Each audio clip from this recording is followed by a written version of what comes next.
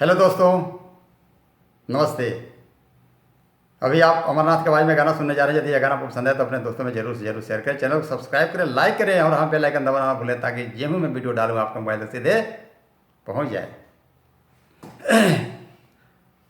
एक दुल्हन शादी होकर आई है ससुराल में।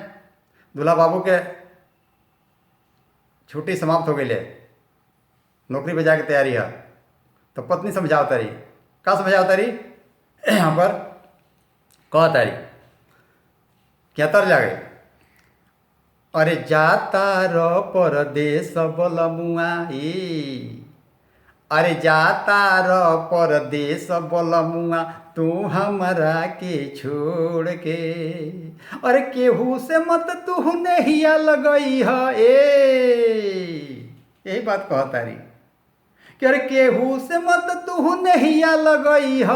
अरे आज ह नौकरिया छोड़ के जाता र परदेश बलमुआ तू हमरा के छोड़ के। केहू से मत तू नहिया लगई ह, आज ह नौकरिया छोड़ के जाता र परदेश बलमुआ तू हमरा के छोड़ के। आय का कहता रही। अरे हमार कसम कसम ह बालमाई कहतारी। अरे हमार कसम कसम ह बालमाई और कसम बाप माई के। अरे हमार कसम कसम ह तुहरा और कसम बाप माई के। अरे चौथा कसम ह तोहरो बहिनिया, पचवा तोर भौजाई के। जाता र परदेश बलमुआ तू हमरा के छोड़ के।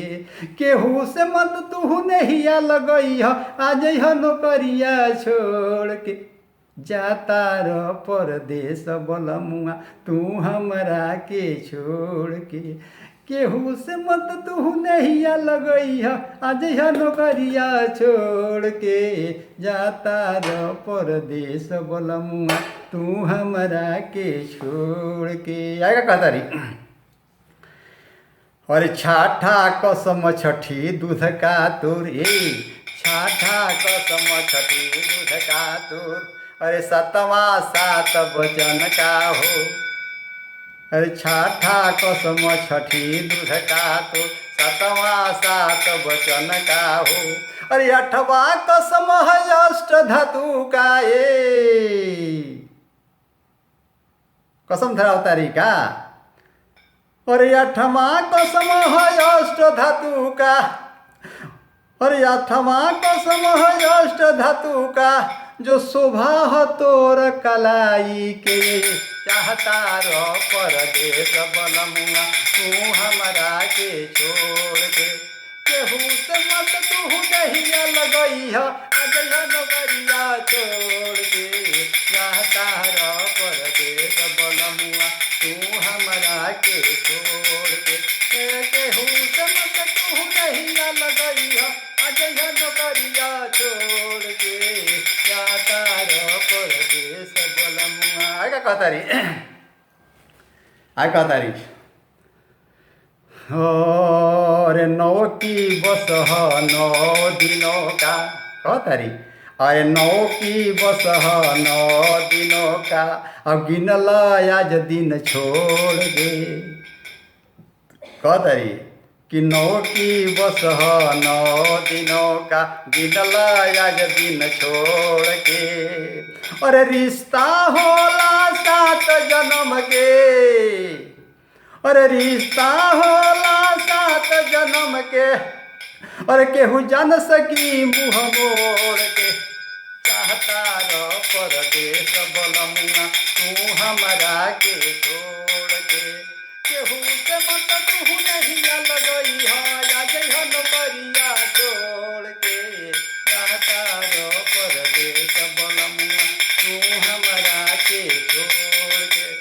केहू से मत तू नहिया लगई ह, आज ह नौकरिया छोड़ के जाता रो परदेश बलमुआ तू हमरा के छोड़ के। आय का कहता रही। आय कहता रही। अरे हम न हई तोहार लवरी जी, अरे हम ना हई तोहार लवरी जी, आइल हई ब्याहर चाई के। अरे हम ना हई तोहार लवरी जी, आइल हई ब्याहर चाई के। ढोल धमाका बाजा गाए कहतारी, और ढोल धमाका बाजा गाजा और कसम सत खाई के। रहता रो परदेश बलमुआ तू हमरा के छोड़ के। केहू से मत तू नहिया लगई हो या जइह नौकरिया छोड़ के। रहता रो परदेश बलमुआ तू हमरा के छोड़ के। आगे कहतारी लास्ट टाइम में कवि जी ने 4 लाइन बड़ा ही सुंदर ढंग से लिखा भाई। कैसे कि अमर चरण पकड़ तुहरा के, कहतारी कि अमर चरण पकड़ तुहरा के, कहतानी समुझाई के। अरे बतिए बतिया लिख दिहा तू हे, अरे बतिए बतिया लिख दिहा तू, और मत छोड़ी सकुचाई के। जाता रो परदेश बलमुआ तू हमरा के छोड़ के। अरे केहू से मत तू नहिया लगई हो आ जइह नौकरिया छोड़ के। जाता रो परदेश बलमुआ तू हमरा के छोड़ के। केहू से मत तू नहिया लगई है, और केहू से मत तू नहिया लगई है नौकरिया छोड़ के। जाता रो परदेश बलमुआ, हर अमर चरण पकड़ तुहरा के, अमर चरण पकड़ तुहरा के, कहतानी समुझाई के। अरे बतिए बतिया लिख दिहा तू हे, अरे बतिए बतिया लिख दिहा तू, अरे मत छोड़ी समुझाई के। अरे बतिए बतिया लिख दिहा तू, मत छोड़ी सकुचाई के। काकारो परदेश बलमुआ तू हमरा के छोड़ के। केहू से मत तू नहिया लगई या जइह नौकरिया छोड़ के। काकारो परदेश बलमुआ तू हमरा के छोड़ के।